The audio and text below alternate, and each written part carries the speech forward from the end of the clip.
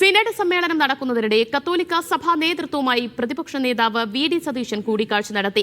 കാക്കനാട്ടെ സഭാ ആസ്ഥാനത്ത് major archbishop Raphael Thattil അടക്കമുള്ളവരെ സന്ദർശിച്ചുവെന്നാണ് വിവരം. കൂടിക്കാഴ്ച പരാജയഭീതിയിലെന്ന് എളമരം കരീമും പ്രതിപക്ഷ നേതാവിന്റെ സന്ദർശനത്തിൽ തെറ്റില്ലെന്ന് രമേശ് ചെന്നിത്തലയും പ്രതികരിച്ചു.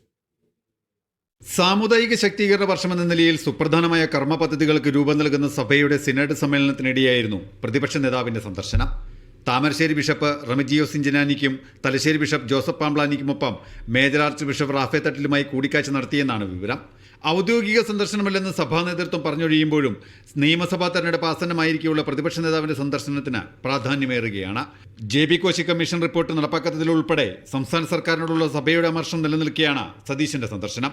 കൂടിക്കാഴ്ചയെക്കുറിച്ച് വി.ഡി. സതീശനോ സഭാ നേതൃത്വമോ പ്രതികരിച്ചിട്ടില്ല. പരാജയ ഭീതി കൊണ്ടാണ് സതീശൻ സഭാസ്ഥാനത്തെത്തിയതെന്നായിരുന്നു CPM പ്രതികരണം. അവരുദ്ദേശിച്ച രീതിയിലല്ല കണക്കുകൾ വരുമ്പോൾ, വിലയിരുത്തലുകൾ വരുമ്പോൾ കാണുന്നത്. അതുകൊണ്ട് എല്ലാ സാമുദായിക പ്രസ്ഥാനങ്ങളെയും കൂട്ടുപിടിച്ച് തെരഞ്ഞെടുപ്പിൽ ജയിക്കാനുള്ള തന്ത്രങ്ങൾ മെനയുന്നു എന്നാണ് കണക്കാക്കുന്നത്. പ്രതിപക്ഷ നേതാവിന്റെ സന്ദർശനത്തിൽ അസ്വാഭാവികതയില്ലെന്ന് രമേശ് ചെന്നിത്തലയും പ്രതികരിച്ചു. പ്രതിപക്ഷ നേതാവ് വി.ഡി. സതീശൻ സീറോ മലബാർ സഭ ആസ്ഥാനത്തെത്തി അവരോട് സംസാരിച്ചെങ്കിൽ ഒരു തെറ്റുമില്ല. ഞാനുമായി സംസാരിച്ചിരുന്ന ഈ കാര്യം ഞങ്ങൾ തമ്മിൽ സംസാരിച്ച കാര്യമാണ്. അവിടെ സെനഡ് നടക്കുകയാണ്. അവിടെ അവരെ കണ്ടാൽ എന്താ തെറ്റ്? ജനുവരി 10 വരെ നടക്കുന്ന സെനഡിൽ ഇന്ത്യക്കകത്തും പുറത്തുനിന്നുമുള്ള 53 മെത്രാന്മാരാണ് പങ്കെടുക്കുന്നത്. മീഡിയ 1 കൊച്ചി.